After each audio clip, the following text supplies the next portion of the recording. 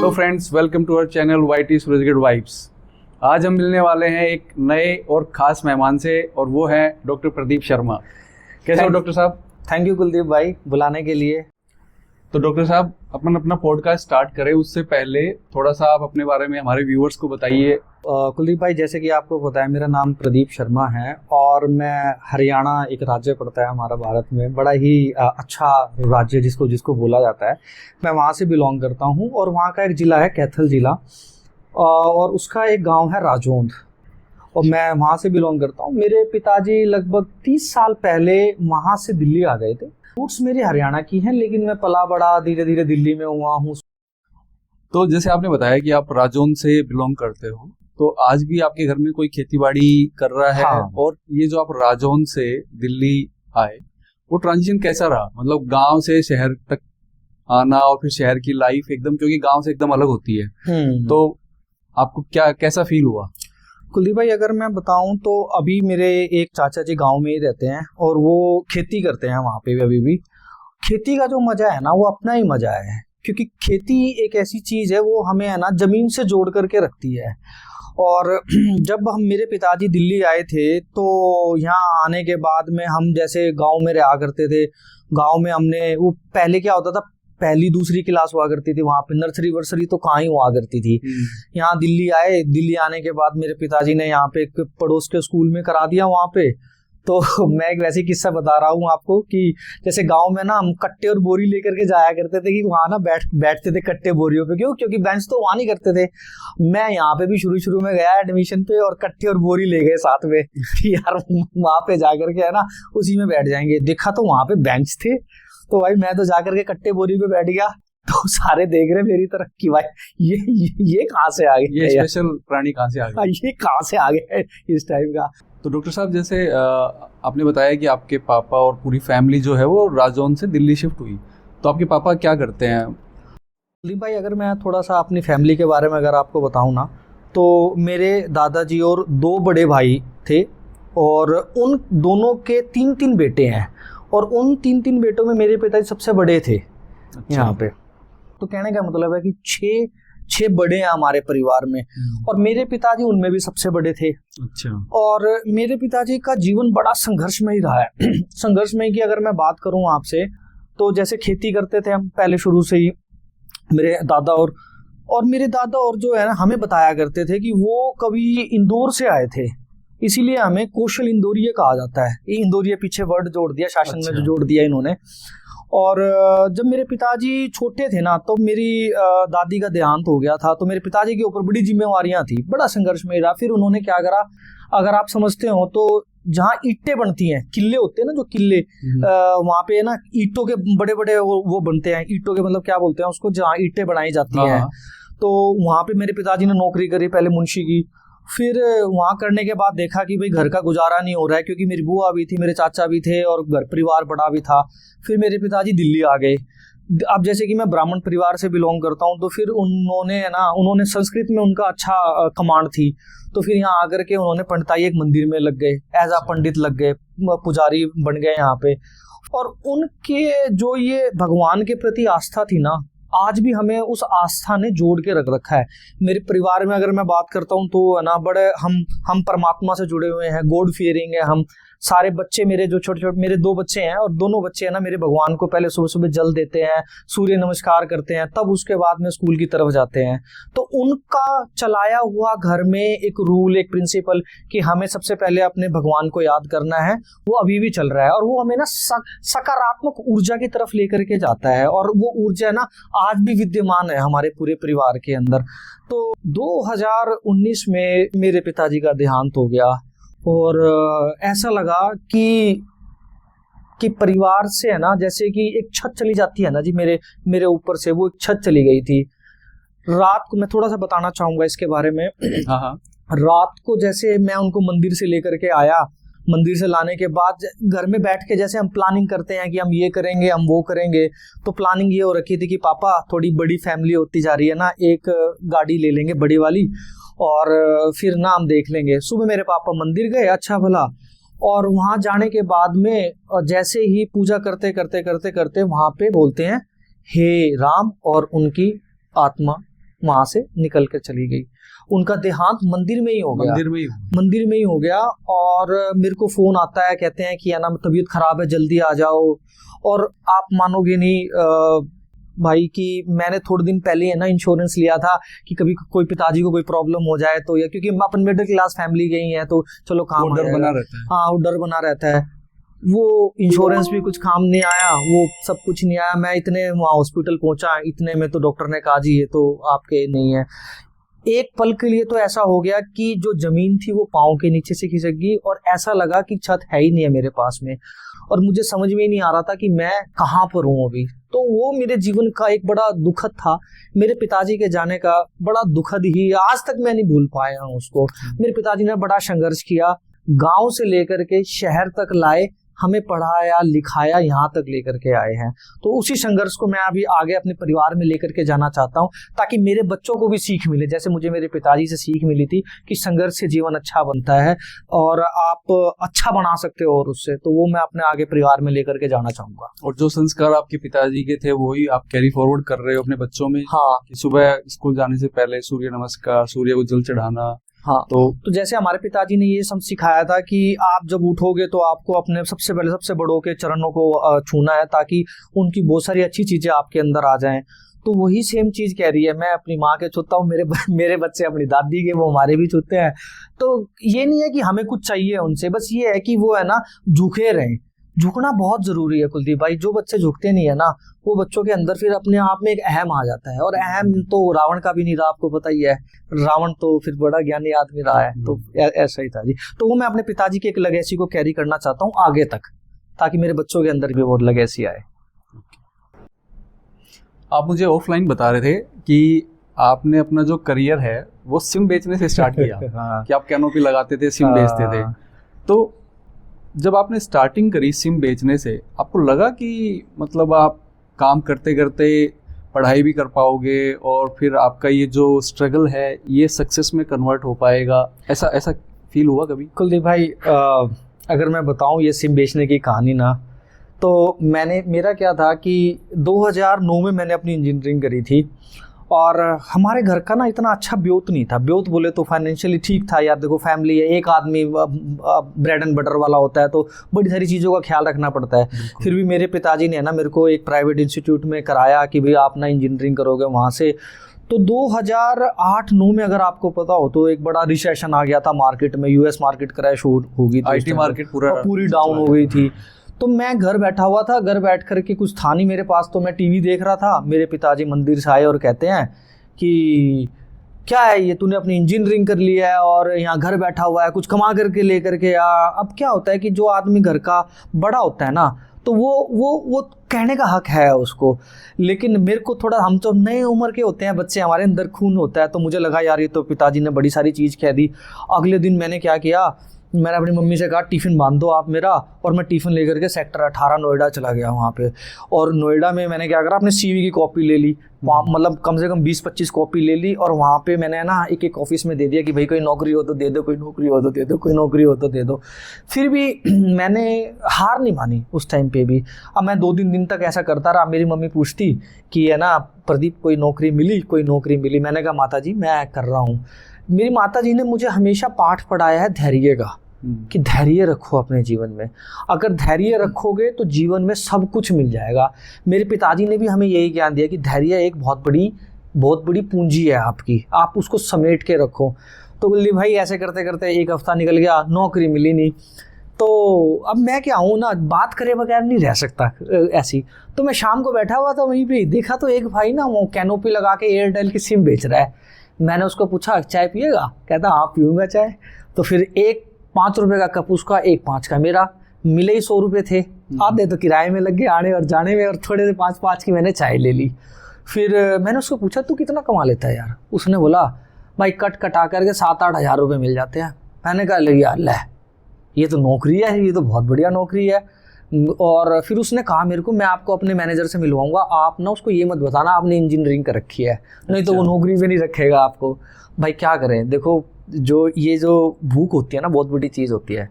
तो फिर मैं घर गया, मैंने कहा मम्मी नौकरी मिल गई आज। मेरी मम्मी पूछती है कहाँ मिली? मगर जी एयरटेल कंपनी में मिल गई है। उनको क्या पता सिम बेचनी है वहाँ पे, लेकिन चलो ठीक है, अब जो है सो है। मैंने अपने पापा को कहा, मगर पापा जी ये है ना नौकरी मिल गई है। तो मेरे पिताजी कहने लगे ठीक है, आज हनुमान जी का दिन है, हनुमान जी के ऊपर प्रसाद चढ़ा करके आओ। मैंने कहा यार तो बहुत बढ़िया। मैं भी अगले दिन भाई साहब सूट फूट पहन करके अपना वही पैंट शर्ट पहन करके चल दिए सेक्टर 18 वहाँ उतरे, नोएडा में उतरे, अट्टा मार्केट के पास भाई वहीं खड़ा हुआ था। हम भी जैसे वो अगर आपने सुना हो तो सॉफ्टवेयर नेहरू प्लेस मार्केट में, मैं भी वहाँ पे स्टार्ट हो गया कि भाई सिम ले लो। लेकिन क्या होता है, हार्ड वर्क और स्मार्ट वर्क, ये दोनों बातों का कंसेप्ट आपको समझना पड़ेगा। लाइफ आपको बहुत चीज़ें सिखाती है। मैंने थोड़ा सा स्मार्ट वर्क किया वहाँ पे। स्मार्ट वर्क मैंने क्या किया, जो भी लोग मेरे को वहाँ मिलते थे या जो जाते थे, जो मुझे लगता था पैंट शर्ट बढ़िया पहन रखे, टाई वाई लगा रखे, मैं उनसे उनका कार्ड मांग लिया करता, विजिटिंग कार्ड। दिन भर अपना सिम बेचते थे, शाम को अपना जाते और कंप्यूटर के ऊपर उनकी ईमेल आईडी लिखी होती थी, वहाँ पे सीवी भेज दिया करता था मैं कि चलो भाई यार ये सीवी है। तो सपना कभी नहीं देखा कि यार हम इतने बड़े लेवल पे आ जाएंगे, लेकिन ये ज़रूर था कि मैं अपने जीवन का एक कंटिन्यूअस निरंतर खिलाड़ी हूँ। मैंने अपने जीवन में एफर्ट करना कभी नहीं छोड़ा, और मुझे विश्वास था कि अगर आप एफर्ट करोगे तो आपके एफर्ट कहीं वेस्ट नहीं जाएंगे। और उसमें तो हम इंजीनियर थे तो स्मार्ट वर्क करने लग गए। फिर एक दिन अचानक जिस मैंने कंपनी को मेल कर रखी थी, तो वहाँ से फ़ोन आ गया मेरे को। वो थोड़ी स्टार्टअप कंपनी थी, तो उसने बोला कि आप आ जाओ हमारे यहाँ पे, एक बार इंटरव्यू दे लो, एक बार हम मिल लेते हैं आपसे। तो वहाँ पे मेरी सिम बेचने की कहानी थोड़ी सी बंद हो गई, और फिर मैं दोबारा वहाँ पर पे गया। अच्छा, तो मतलब आप जिनको रिज्यूमे अपना सेंड करते थे, वहाँ से एक दिन कॉल आ गई थी, और वहाँ पे फिर आपकी जॉब लगी? हाँ, वहाँ पे फिर मैं उनसे मिलने के लिए गया। मिलने के बाद मैंने इंटरव्यू दिया। इंटरव्यू देना उन्होंने देख ही लिया था मैं वहाँ पे, लेकिन मैंने अपनी जब मेरी पहली सैलरी जब आई थी ना, जब सिम बेचने के बाद मुझे थोड़ा जो पैसे मिले थे, जिस भाई ने मेरे को नौकरी पे रखा था, जिसने मेरे को बताया था, मैंने उसको भी मिठाई का डब्बा दिया कि देखो ज़्यादा तो कुछ दे नहीं पाऊँगा भाई, ये है मेरी तरफ से। और मैं आज तक वो मेरे पास मेरी मतलब फ्रेंड लिस्ट में मेरी बातचीत होती है उससे। अच्छा, तो आपको जब अपना पहला ऑफर लेटर मिला तो घर वालों का क्या रिएक्शन था? कुलदीप भाई, अगर मैं आपको बताऊँ ना, तो ऑफ़र लेटर पहला, मतलब जब सिम बेचने में तो कुछ मिला ही नहीं था, तो जब उस कंपनी में मेरे को पहला एक लेटर आया, तो आप मानोगे नहीं, मैंने उस ऑफ़र लेटर को 10 से 20 बार पढ़ा है कि ऑफ़र लेटर होता क्या है, क्या डेजिग्नेशन नाम की चीज़ क्या है। मेरा नाम लिखा हुआ था वहाँ पे ना कि प्रदीप शर्मा, डेजिग्नेशन ये कंपनी। मैं बार बार उन नंबर्स को देख रहा था कि हाँ, अब मैं भी कुछ कमाऊँगा, मेरी भी कुछ कमाई आएगी, मेरे ऊपर भी मेरे पिताजी और मेरी जो फैमिली है वो एक प्राउड महसूस करेगी कि हमारा बच्चा भी एक नौकरी, क्योंकि मिडिल क्लास फैमिली के बड़े सपने होते हैं।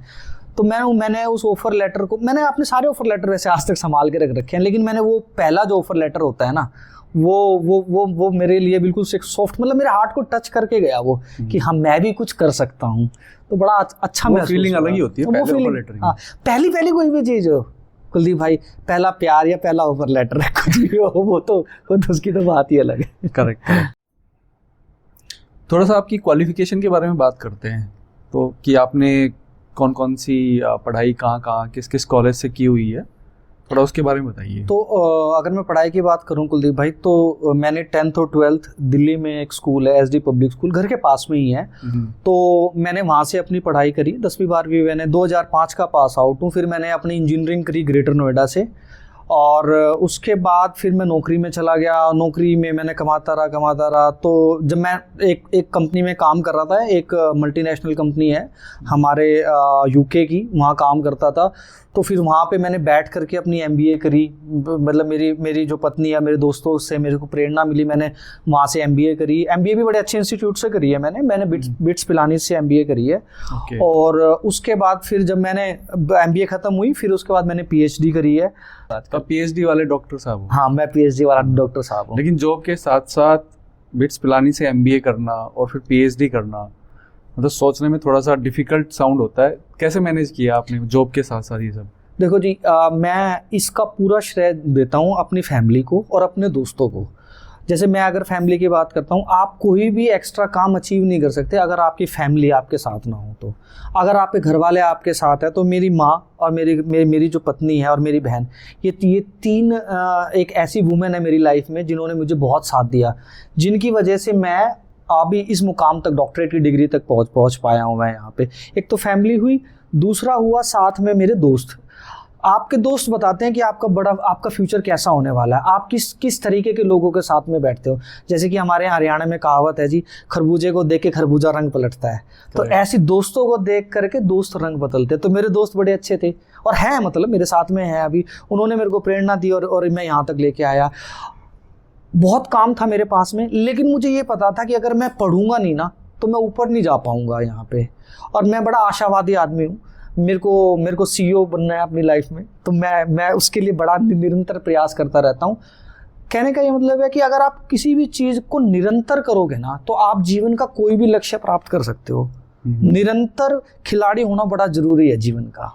और आजकल का जिस तरीके का मार्केट है उसमें अगर आपने मान लो अपनी बेसिक एजुकेशन को लेके बैठ गए तो आपकी ग्रोथ नहीं हो सकती। आपको कंटिन्यूअसली कुछ ना कुछ पढ़ना है, मार्केट को समझना है, उसके अकॉर्डिंग आपको या तो कोई कोर्स करना है, कोई सर्टिफिकेशन करना है, तो कंटिन्यूअसली आपको कुछ ना कुछ स्टडी करते रहना है। हाँ, अब जैसे कि ये PhD की अगर मैं थोड़े से बात करता हूँ यहाँ पे, तो मैंने ना बैंकिंग सेक्टर को बहुत ज़्यादा सर्व किया है ना, बहुत सारे बैंक सर्व करे हैं। जब मैं UK के एक MNC कंपनी में था तो वहाँ पे भी मेरे पास में दो बड़े बैंक के क्लाइंट्स थे मेरे पास में। तो जब मैं यहाँ पे एक इंडियन MNC कंपनी में था तो मेरे को कई सारे बैंक के क्लाइंट मिले, सरकारी बैंक थे, प्राइवेट बैंक थे। तो मैंने बैंकिंग इंडस्ट्री में काफ़ी काम किया। फिर मैंने देखा कि बैंकिंग इंडस्ट्री है ना बड़ी ज़्यादा डेवलपिंग स्टेज पे है और बहुत ज़्यादा प्लेयर है, बहुत ज़्यादा मार्केट आ रहा है। अच्छा, अब क्या है कि जो आम आदमी की ज़िंदगी है ना वो पैसे से शुरू होती है और पैसे भी ख़त्म हो जाती है। तो मेरे लिए ये जो टॉपिक था ना, जो शुरू से सुबह उठते ये होता था यार, ये खर्चा ये खर्चा ये खर्चा ये खर्चा, आखिरी में जब सोता है ना आम आदमी तो वो पैसे पे सो जाता है। कल सुबह उठ के ये खर्चा देना है, ये खर्चा कमाना है, ये खर्चा कमाना है। तो मेरी ज़िंदगी वो फिनटेक से चालू हुई और फिर फिनटेक पे हुई। इसीलिए मेरा फिनटेक में बड़ा इंटरेस्ट है। फिनटेक मतलब फाइनेंस से रिलेटेड पे मैंने अपनी PhD भी उसी पे करी है। अच्छा, तो जैसे आपने बताया कि आप एक UK की MNC में काम करते थे, तो काम करते करते और बिट्स पिलानी से MBA करने का ये आइडिया कैसे आया आपके दिमाग में? मतलब स्ट्रगल नहीं किया आपने कि जॉब के साथ साथ MBA भी करना है? कुलदीप भाई सच बताऊँ ना तो जब मैं UK की MNC कंपनी में था तो अब मैं गया था देसी MNC से निकल के और गया फिर मैं UK की MNC में। अब UK आपको पता है जब आप डोमेस्टिक से इंटरनेशनल में जाते हो तो यार आपको बड़ा ही प्रेशर सा महसूस होता है।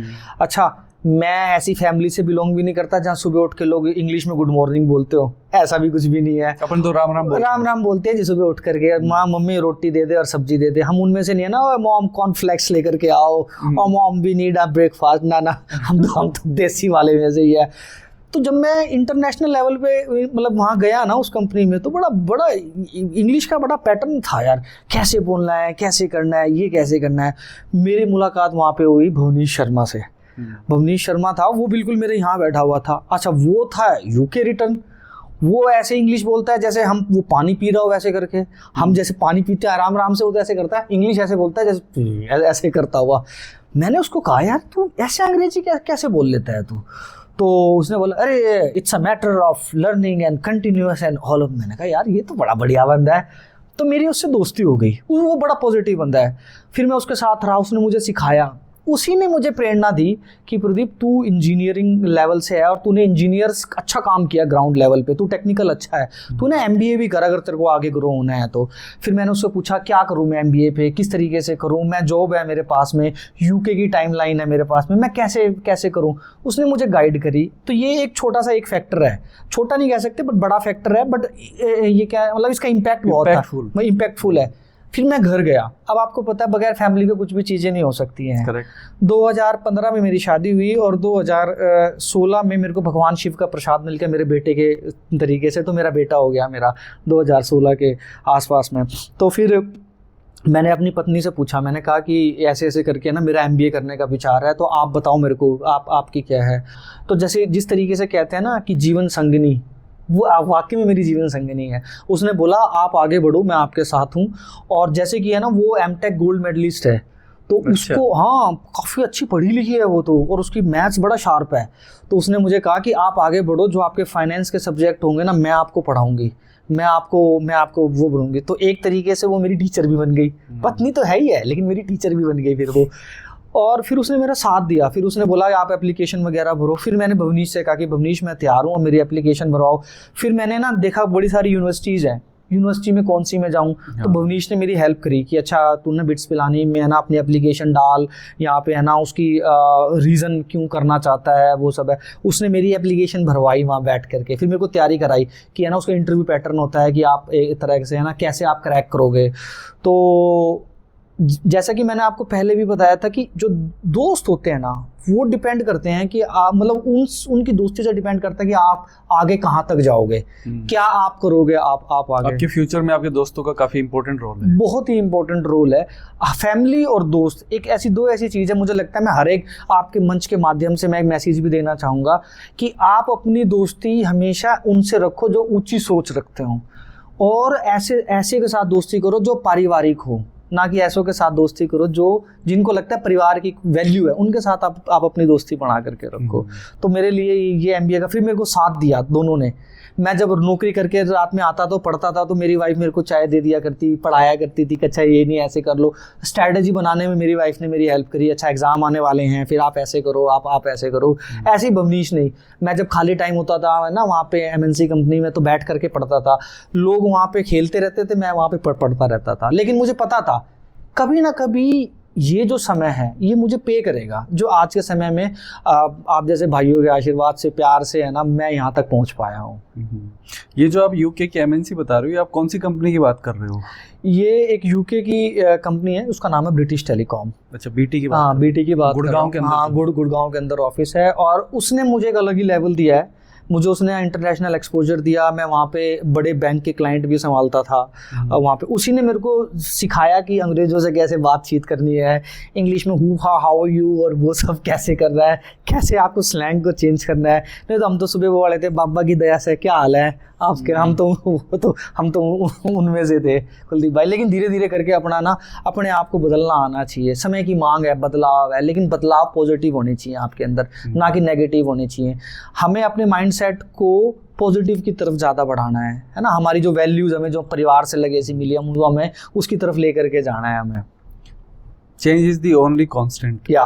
परिवर्तन ही संसार का नियम है। तो अपने आप में अगर आप चेंजेस नहीं लाओगे तो फिर दिक्कत है। दिक्कत तो जैसा समय चल रहा है उसके साथ थोड़ा सा अपने आपको बदलाव करना पड़ेगा, चेंजेस करते रहो। हाँ, लेकिन मोरल वैल्यूज में नहीं, जो आपके पिता ने मोरल वैल्यूज दी उसके साथ कोई, उसके साथ में कोई छेड़छाड़ नहीं। हाँ, ग्रेट। तो ये तो आपकी एमबीए की कहानी हो गई। फिर जॉब करते करते आपने पीएचडी भी कर लिया। ये सब कैसे पॉसिबल है? ये दिमाग में कैसे आते हैं आइडियाज कि पीएचडी कर लें जॉब के साथ साथ? हम तो सोच भी नहीं पाते। कुलदीप भाई, इसके पीछे भी ना एक छोटा सा इंसिडेंट है, मैं आपको बताना चाहूँगा। 2015 में है ना हमने मतलब घर बनाया था अपना। मेरी शादी 2015 में हुई थी। उससे पहले की एक स्टोरी बाद में बताऊँगा, लेकिन पहले ये वाली बताता हूँ आपको। तो 2015 में जब हमने घर बनाया ना तो नेम प्लेट लगाने की बारी आई कि भाई नेम प्लेट लगवा लेते हैं घर के आगे। तो मेरे पिताजी ऐसे ही कहने लगे बातों बातों में कि है ना नेम प्लेट तो अब लगवाना जब नाम के आगे डॉक्टर लग जाए। ऐसे ही हंस रहे थे, ऐसे से ना एक हंसी मजाक होता है पिता और पुत्र के बीच में। तो ऐसी मजाक चल रहा था। और वैसे कोई देखा जाए तो कि आप तो इंजीनियर थे तो डॉक्टर तो लग ही नहीं सकता। हाँ, तो भाई वैसा ही था। तो मैंने कहा पापा जी देख लेंगे कौन सा, अभी मतलब वैसा तो है नहीं है। तो वो बात लेकिन ना कहीं मेरे ब्रेन के किसी left to right south to east किसी कॉर्नर में जाकर के छुप गई। वो वाली बात छुप गई। अब क्या होता है कि है ना पिता ने अगर कुछ कह दिया अपने बेटे को और बेटा अगर लायक है तो वो है ना वो बड़ी बिल्कुल गंभीरता से लेता है उस वाली बात को, ध्यान लेता है कि मेरे पिता की इच्छा ये थी। तो भाई एक तो ये वाली बात हुई जो बहुत दिनों से मेरे दिमाग में थी। दूसरा, मैंने बहुत सारा बैंकिंग सेक्टर में भी काम किया था। तो बैंक पहले मैं जब लोकल एमएनसी कंपनी में था यहाँ की, वहाँ भी बैंकिंग करा। फिर मैं जब यूके एमएनसी में गया मैंने वहाँ भी काम किया बैंकिंग में। तो काफ़ी अच्छा मेरे को बैंकिंग का स्कोप नज़र आ गया। और वैसे ही मैं तीसरा फैक्टर मैंने बताया, आम आदमी की ज़िंदगी जो है इसे जमा पूंजी से चालू हो जाती है और ख़त्म भी उसी पे हो जाती है। तो ये तीन चीज़ें ये थी। फिर जब मेरे पिताजी का देहांत हुआ 2019 में, तो फिर मेरे को वो वाली बात ना वापसी दिमाग में आने लगी कि मेरे पिताजी की इच्छा थी कि यार नेम प्लेट तभी लगेगी घर की जब तू डॉक्टर लग जाएगा। तो फिर उसने मुझे कुरेदना चालू कर दिया। वो पुत्र ही क्या जो अपने पिता की बात को आगे ना लेकर के जाए। जो उनकी इच्छाओं को सम्मान ना करे वो बेटा ही क्या, मेरा ये मानना है। और जैसे कि मैं गांव की बिलोंग भी करता हूँ, तो हमारे यहाँ तो ऐसे ही होता है कुलदीप भाई। वो एक फैक्टर हुआ, फिर इंटरेस्ट एरिया था फिनटेक के अंदर। फिर मैंने देखा कि पीएचडी और वो भी फिनटेक के अंदर एक बड़ी ग्रोइंग फील्ड है। ग्रो मतलब कि अभी बड़े डेवलपिंग स्टेज में है, लोगों को बैंक जाने की ज़रूरत नहीं पड़ती है। क्यों नहीं पड़ती है, किस तरीके से नहीं पड़ती है? हमारे पास में 100 करोड़ से ज़्यादा की जनसंख्या है, कितने लोग ऑप्टेड हो रहे हैं? तो बड़े सारे सवाल आ गए मेरे माइंड में।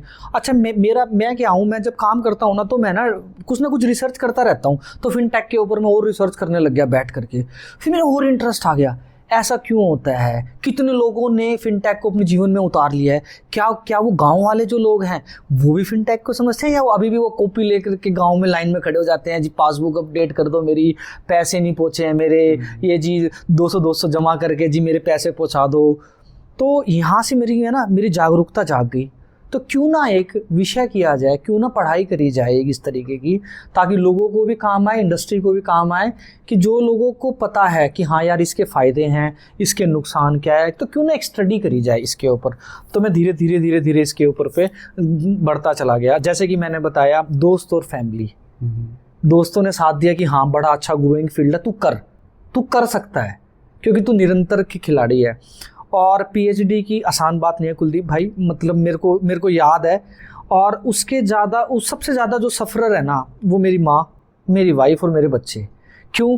शनिवार इतवार को छुट्टी मिलती थी, शनिवार इतवार को मैं अपनी कहानी लेकर के बैठ जाता था, मैं ढूंढता रहता था क्या से क्या चल रहा है, क्या नहीं चल रहा है। 7-8 घंटे मैं उसमें दे दिया करता था। बच्चे भी बोलते, मेरी वाइफ भी बोलती, हमें कब आप टाइम दोगे? मंडे टू फ्राइडे जॉब, और फिर संडे मैं इसी में लग गया। मंडे को फिर से वही कहानी शुरू हो गई। कभी कभी तो मेरा दिमाग थक जाया करता था। मैं ना थक करके सोचता था मैं करी क्यों रहा हूँ। मेरे को 1-2 इच्छा हुई कि मैं छोड़ दूँ, लेकिन जैसे कि मेरे अंदर मेरे परिवार ने गुण दिए हैं कि आपको शांति का दामन और पेशेंस का दामन आपको ना कभी छोड़ना नहीं है, ये आपको पे करेगा कभी ना कभी। ऐसे भी ख्याल आते थे, नकारात्मक ख्याल आते थे। फिर मेरे एक दोस्त है कि अभिजीत, तो वो बहुत बड़े हैं मेरे से उम्र में, तो मैं उनसे कहता था कि ना अभिजीत भाई मेरे को ना बड़े नेगेटिव ख्याल आ रहे हैं, मैं क्या करूँ? मतलब ऐसा लगता है छोड़ दूं, क्योंकि और लोगों की ज़िंदगी देखता था मैं कि यार वो तो कुछ कर ही नहीं रहे हैं, वो तो अपना मंडे टू फ्राइडे नौकरी करते हैं, शनिवार इतवार को कहीं घूमने जा रहे हैं, यहाँ से चले गए जयपुर, यहाँ से चले गए देहरादून, यहाँ से चले गए मसूरी, मैं अपना बैठ करके वहाँ पे काम कर रहा हूँ। तो क्या मैं सही कर रहा हूँ? मैं बच्चों को समय नहीं दे रहा हूँ, मैं वाइफ को समय नहीं दे रहा हूँ, मैं मेरी माँ को समय नहीं दे रहा हूँ, क्या मैं सही कर रहा हूँ अपने जीवन में? नकारात्मक चीज़ें आती थी। लेकिन जब आपका दृढ़ निश्चय हो, आप डेडिकेटेड हो, आपको लगता है कि आपको किसी का सपना पूरा करना है, तो आप उस कदम पे एक तरफ चलते हो। आप मेरी वाइफ ने कहा मेरे से कि है ना कोई बात नहीं, आप कर रहे हो, अच्छा कर रहे हो, थोड़ा ही समय दे दो, लेकिन क्वालिटी का समय दे दो आप में। तो मैं क्वालिटी का ही समय देता था। मेरी वाइफ जैसे चाय नहीं पीती है, तो मेरी माँ चाय पिया करती है सुबह और शाम को, तो उनके साथ बैठ करके मैं 1-1 कप चाय पी लिया करता था। तो उससे पूछ लिया करता जी घर वाले कैसे हैं, क्या चल रहा है, क्या नहीं है, किसी ने किसको क्या कह दिया, वही घरेलू बातें, वो सब सारी चीज़ें, घर परिवार में क्या चलने लग रहा है। तो बस करते करते बस यहाँ पे। लेकिन हाँ, फैमिली ने बड़ा साथ दिया और दोस्तों ने बड़ा साथ दिया मेरा कि हाँ तू कर सकता है। कोई इंडिविजुअल जिसने आपको मोटिवेट किया पीएचडी करने के लिए? हाँ, एक भवनीश शर्मा है और एक अभिजीत है, और फिर मेरी वाइफ और मेरे ये है। हाँ, साथ साथ में मेरे रिश्तेदार बहुत अच्छे हैं मेरा जो मामा पक्ष है वो मेरा बहुत ही अच्छा है। मेरे सबसे बड़े मामा जी हरियाणा पुलिस से रिटायर हुए हैं, और मामा में हमारे साथ में ही रहते हैं, तो उन्होंने बड़ा साथ दिया। मेरे चाचा पक्ष ने भी मेरा बहुत साथ दिया। मेरे टोटल 5 चाचा हैं वहाँ पे, तो सब फैमिली बताती थी कि अच्छा पीएचडी कर रहा है, बहुत बड़ी बात है, हमारा आशीर्वाद है तेरे साथ। मेरी मौसियों ने मेरा बहुत साथ दिया, और कि मैं अपनी मौसियों से जाके कहता था मौसी मैं ये कर रहा हूँ, मौसी मैं वो कर रहा हूँ। अब जो मामा है उसमें भी 2 माँ आती हैं, तो बड़ा सपोर्ट मिलता था मेरे को यहाँ से। मेरे एक चाचा जी हैं, विनोद है उनका नाम है, लक्ष्मी नगर रहते हैं, बड़ा साथ दिया मेरा उनसे काफ़ी प्रेम है, मतलब बड़ा ज़्यादा लालायित हूँ मैं उनके प्रति, तो उन्होंने मेरे को बहुत साथ दिया। मेरे इंजीनियरिंग में भी बड़ा साथ दिया उन्होंने। तो ऐसे मतलब आपकी फैमिली का फुल सपोर्ट और दोस्तों की गाइडेंस और दोस्त वो भी अच्छे जो आपको ऊपर तक दिखाए, बोले तू कर सकता है। तो जैसे अपन पीएचडी की बात कर रहे हैं, तो आपने जैसे बताया कि आपका जो पीएचडी का जो टॉपिक था फिनटेक से रिलेटेड था, तो उसका आज रियल टाइम या आज के जो बैंकिंग सेक्टर है, हाँ जी, उस पर क्या इम्पैक्ट पढ़ सकता है उस टॉपिक से? अच्छा, आपकी जो रिसर्च है उससे। हाँ, मेरा ना रिसर्च का टॉपिक था कुलदीप भाई, acceptance of fintech application in banking sector, study in north India. थोड़ा सा मैं बताता हूँ इसके बारे में। Specifically north India. हाँ, नॉर्थ इंडिया के बारे में मैंने ना थोड़ी स्टडी करी है। फिनटेक का मतलब क्या होता है? फिनटेक मतलब होता है कि जो भी फाइनेंस की चीज़ें हैं ना, पैसे का आवागमन करना, उसमें टेक्नोलॉजी, जो नई टेक्नोलॉजिकल आ रही हैं उनको हम मिक्स कर देते हैं। तो फिन और टेक मतलब टेक्नोलॉजी फिनटेक के साथ में मिक्स होगी, तो उसका नाम कर दिया फिनटेक आपका।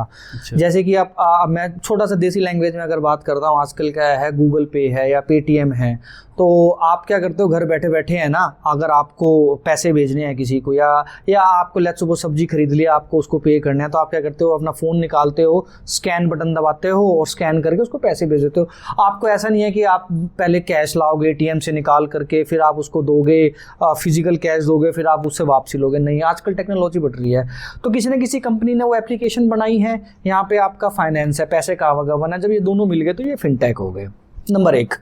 नंबर 2, क्या है ना यहाँ पे कुलदीप भाई, ये गैप है। गैप क्या है, अभी भी हमारे पास, जैसे हम 100 करोड़ लोग हो गए हैं यहाँ पे, 100+ करोड़ की पॉपुलेशन है हमारी, तो कुछ जो लोग हैं अभी वो स्टिल उसी ओल्ड बैंकिंग सिस्टम पे बिलीव रखते हैं। वो जाते हैं, पैसा लेकर के जाते हैं और खाते में जमा कराते हैं और फिर आगे कहीं भेजते हैं। और कुछ जनरेशन ऐसी हैं जो भी स्मार्ट हो गई है, जो स्टॉक्स में इन्वेस्ट करती हैं, जो डायरेक्ट फिनटेक एप्लीकेशन के थ्रू बड़े बड़े काम करती है, राइट। सो मैं जब कभी भी सेमिनार वगैरह में जाता था, मतलब जाता रहता हूँ जैसे फिनटेक वाला में, तो वहाँ पे ना एक ऐसी वॉइस आती थी निकल करके कि यार हमारे तो कस्टमर बेस जो प्राइवेट, जो सरकारी बैंक्स वाले हैं या जो लोअर कैटेगरी के बैंक्स हैं, वो कहते थे यार हमारे पास हमारा फुटफॉल इतना अच्छा नहीं है, हमारे ना बेस बढ़ नहीं रहा, हम बिजनेस नहीं कर पा रहे हैं। क्यों नहीं कर पा रहे? क्योंकि जो टेक्नोलॉजी को अभी तक उन्होंने पूरी तरह अडॉप्ट नहीं करा है। फिनटेक वाले ये कहते थे कि यार हम ग्रो तो कर रहे हैं, लेकिन हम उस लेवल पे ग्रो नहीं कर पा रहे, या उस तरीके से हम ग्रो नहीं कर पा रहे हैं कि जिस हिसाब से हमें ग्रो करना चाहिए। तो 2 फैक्टर हो गए, एक तो बिल्कुल भी नहीं हो पा रहा, एक हो तो रहा है लेकिन उस स्पीड से नहीं जा पा रहा। तो यहाँ पे गैप आ जाता है। तो क्या ऐसे फैक्टर्स हैं जो प्रमोटर हैं फिनटेक एप्लीकेशंस के, क्या ऐसे फैक्टर हैं जो डिमोटर हैं? डिमोटर मतलब कि जो लगते हैं कि नहीं यार इस वजह से मेरे को नहीं जाना यार यहाँ पे। तो मैंने पहले उन फैक्टर्स को देखा। एक बहुत बड़े साइंटिस्ट रहे हैं और मैंने ना उनका एक मॉडल है U.2 थ्योरी है ना, एक्सेप्टेंस ऑफ फिनटेक। मतलब किसी भी थ्योरी को, किसी भी टेक्नोलॉजी को अगर आप अडॉप्ट करते हैं तो उन्होंने बड़े सारे पैरामीटर्स दिए हैं, फैक्टर्स दिए हैं। तो मैंने उन फैक्टर्स पे काम किया। फिर मैंने अपने अलग से 4 फैक्टर निकाले हैं। पहला फैक्टर मैंने निकाला कि यार अगर आपकी जो एप्लीकेशन है, अगर उसका डिज़ाइन अच्छा है तो लोग बड़े अच्छे से उसको अडॉप्ट करेंगे, नंबर 1। नंबर 2, अगर उसमें सिक्योरिटी लेवल, सिक्योरिटी मतलब कि यार आम आदमी का पैसा है, आपने मुझे भेज दिया, बीच में फंस गया अगर, तो कौन जिम्मेवार है? बैंक में तो आप जाकर के बैंक वाले से कह सकते हैं कि भाई मेरा पैसा नहीं गया है, बताओ कहाँ गया है, कैसे गया है। लेकिन यहाँ तो आप ऑनलाइन हो, है ना, ये नहीं हो सकता। पैसे से रिलेटेड मैटर, सिक्योरिटी, तो सिक्योरिटी एक पहला कंसर्न है कुलदीप भाई। तो सिक्योरिटी एक हो गया। एक रिस्क, अगर चलो ये हो भी गया है, पैसा फंस भी गया, तो कितने दिनों में उल्टा आएगा, कब आएगा, कहाँ फ़ोन करना है, तो एक ये रिस्क फैक्टर है। तो तीसरा फैक्टर ये हो गया। चौथा हुआ कि हमारी उन एप्लीकेशंस की नॉलेज कितनी है, हमारी ना इंटीग्रेशन कितनी है उसके प्रति, हम जानते कितना है उसको, जिसको बोलते हैं फैमिलियरिटी। तो ऐसे करके मैंने 4 फैक्टर्स पे काम किया, नए फैक्टर्स पे काम किया। तो फिर मैंने निकाल करके दिया है कि यार अगर आप डिज़ाइन अच्छा होगा, फंक्शनैलिटी अच्छी होगी। बहुत सारी मैंने एप्लीकेशन ऐसी देखी जो इतनी कॉम्प्लिकेटेड है, लोगों को पता नहीं होता बाहर कैसे आना है, जाना कैसे है, कौन से पे क्लिक करना है। तो आपका अगर साफ सुंदर नेविगेशन रहेगा तो आप इजीली लोगों को अच्छा लगेगा वहाँ पे, अच्छा यार ये है। दूसरा क्या है, जैसे कि अगर आजकल क्या है ना, गेमिफिकेशन ऐड हो गया है कि हम अगर रील्स देखते हैं तो रील देखते रहते हैं, हम करते करते 2 घंटे भी निकाल देते हैं। मोबाइल ऐप पे हम 2 घंटे क्यों नहीं निकालते? क्यों? क्योंकि उसके अंदर कोई टेस्ट नहीं है, कोई मजा नहीं है, एक्साइटमेंट नहीं है। तो फिर एक ऐसा है कि गेमिफिकेशन कुछ ऐड होना चाहिए। गेमिफिकेशन मतलब अगर आपने सपोज करो एक ट्रांजैक्शन कर दिया तो कुछ गेम्स चले, हमें कुछ वहाँ से रिवॉर्ड पॉइंट मिले, ताकि मैं उसके ऊपर रहूँ एप्लीकेशन के ऊपर। तो इससे 2 पर्पस सॉल्व हो पाएंगे। एक तो जो लोगों ने फिनटेक एप्लीकेशन बना दी है वो लोग कहेंगे हाँ यार अब लोग देख रहे हैं इसको, नए फीचर्स को आप अडॉप्ट करने लग रहे हो आप यहाँ पे। अच्छा, तो थोड़ा सा मैं ना इसको कंक्लूड कर देता हूँ, क्योंकि हालांकि ये तो बहुत बड़ा वाइडर टॉपिक है फिनटेक का। सो एक तो ये बहुत बड़ी ग्रोइंग फील्ड है, नंबर 1, बहुत बिलियनर मार्केट है। और अभी अगर आप रिसेंटली देखोगे ना तो यूपीआई ट्रांजैक्शन जापान भी चली गई है। आप ना अभी आप, हाँ, रिसेंटली, यस, तो जापान में अब आप यूपीआई से ट्रांजैक्शन कर सकते हो और हमारा यूपीआई कहाँ कहाँ पे ग्रो करने लग रहा है। तो कितना वाइडर फील्ड है। एकेडमिक जो पढ़ाई वाले हैं, एकेडमिक जिसको बोलते हैं हम, बच्चे इसके ऊपर पूरी पढ़ाई कर सकते हैं। फिनटेक एक नया चैप्टर, एक नई फील्ड हम पढ़ा सकते हैं बच्चों को। प्लस जो पॉलिसी मेकर्स हैं वो देख सकते हैं कि यार इसके आसपास हम ऑब्लिगेशन क्लॉजेस कैसे कैसे लगाएं, ताकि अगर किसी का पैसा गया है तो कैसे वापसी आ जाएगा, रूल्स रेगुलेशन कैसे लगाएं हम इसके ऊपर। प्लस जो हमारे जैसे रिसर्चर हैं वो नए नए फैक्टर्स निकाल के लेकर के आ सकते हैं, जिसकी वजह से ये फिनटेक ग्रोथ कैसे कर सकती है, प्रमोटर्स कैसे हो सकते हैं, ताकि जो लोग 60+ हैं वो कैसे इसको अडॉप्ट कर सकते हैं, और जो गांव में रीजनल रूरल एरिया में जो लोग रहते हैं वो कैसे इसको अडॉप्ट कर सकते हैं। तो फैक्टर के ऊपर काम हो सकता है। तो बड़ा ही ग्रोइंग फील्ड है कुलदीप भाई ये। और पब्लिक के पैसे से रिलेटेड टॉपिक है, तो बहुत ही सेंसिटिव तरीके से इस पे काम करने की जरूरत भी है। तो आपने ये पीएचडी कौन सी यूनिवर्सिटी से करी? कुलदीप भाई ये ना एक नॉर्थ इंडिया की बड़ी रेप्यूटेड यूनिवर्सिटी है, उसका नाम है चितकारा यूनिवर्सिटी, जो पटियाला रोड के ऊपर में आती है हमारी। और उनका एक बहुत बड़ा विंग है जिसको बोलते हैं ये लोग CBS, और मतलब पूरा PhD का एक अलग से एक डिपार्टमेंट है इनका वहाँ पे। और उसको जो लीड कर रहे हैं अभी में वो डॉक्टर अमित मित्तल हैं, वो वहाँ के प्रो वाइस चांसलर है। उनके पास बहुत बड़ी टीम है उधर, जो मैनेजमेंट वाले जो PhD उसको लीड करती हैं। वहाँ से मैंने अपनी PhD करी है। तो ये कहाँ पर, दिल्ली में है? नहीं, ये ना पंजाब में पड़ती है। पंजाब में। तो अगर मैं थोड़ा सा इसमें एक फ्लेवर ऐड करूँ ना, 10th और 12th हुई है मेरी दिल्ली से, उसके बाद इंजीनियरिंग हुई है मेरी यूपी ग्रेटर नोएडा से, मेरी MBA हुई है राजस्थान से, PhD हुई है मेरी पंजाब से। तो आपने NCR और उसके आसपास के स्टेट सारे कवर कर दिए। जन्म मेरा हुआ है हरियाणा में, स्कूलिंग जो पहली दूसरी होती है वो हमने वहाँ से करी है। सारी स्टेटें मेरी आसपास, बहुत सारे स्टेट्स का फ्लेवर है आपको।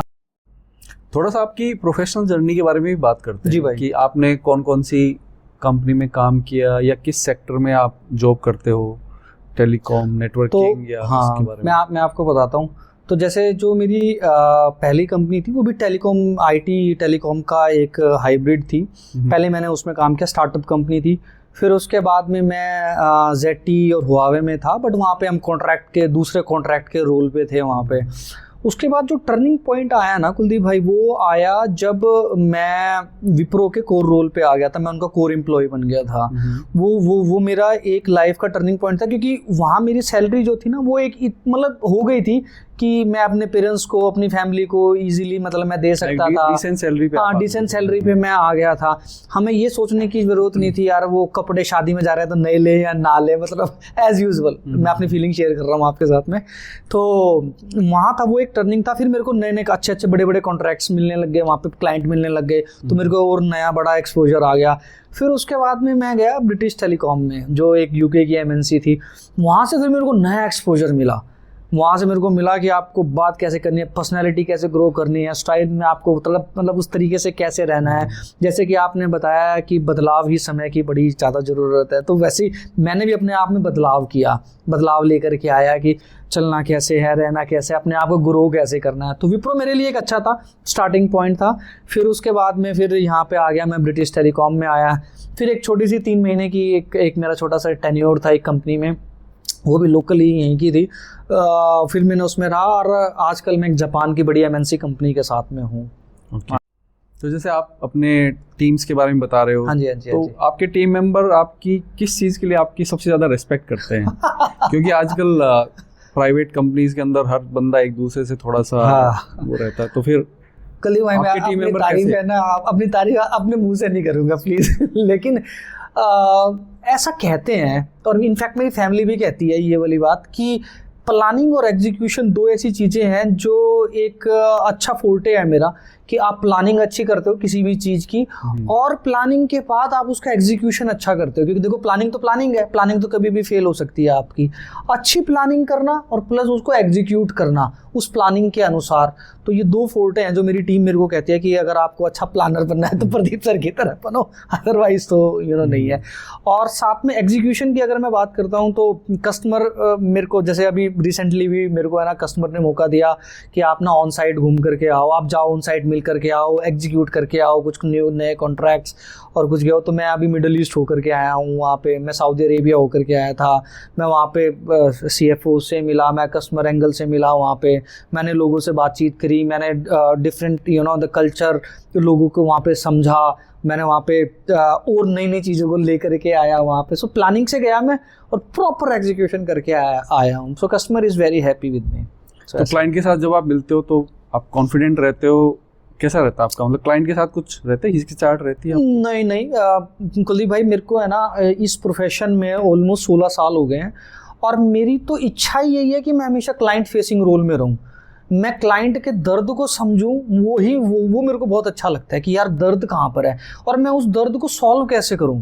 तो ये शुरू से ही है मेरी ऐसी। मेरी फैमिली में भी जब किसी को दर्द होता है ना तो मैं बैठ करके समझता हूँ कि दर्द कहाँ पर है। वो जब तक आप समझोगे नहीं ना, जब तक दूसरे का जूता पहन के नहीं देखोगे ना, तो आपको पता नहीं लगेगा कि वो जूता काट कहाँ से रहा है। जब तक आपको एहसास होगा नहीं ना, आप कुछ अच्छा नहीं कर सकते, एग्जीक्यूट नहीं कर सकते। आप उस प्रॉब्लम के रूट कॉज को समझते हो, हाँ, और उसके हिसाब से फिर उसका क्या सॉल्यूशन हो सकता है वो मैं निकालता हूँ। तो कस्टमर की जो प्रॉब्लम है पहले ही मैं एनालाइज करके जाता हूँ कि अच्छा ये प्रॉब्लम है इसको हम इस तरीके से डील करेंगे। और दूसरी बात, सुनना बहुत जरूरी है। अच्छा सुनना एक इंसान के अंदर खूबी जरूर होनी चाहिए। अच्छा सुनने वाला इंसान बहुत दूर तक जाता है, तो अच्छा सुनने वाला होना चाहिए, एक खूबी है। नहीं, कई क्लाइंट्स के ये भी रहता है ना कि भाई उनकी बात को सुना जाए अच्छे से, सुना जाए, और सुनने के बाद में आपके पास उनके लिए कुछ सॉल्यूशन होना चाहिए।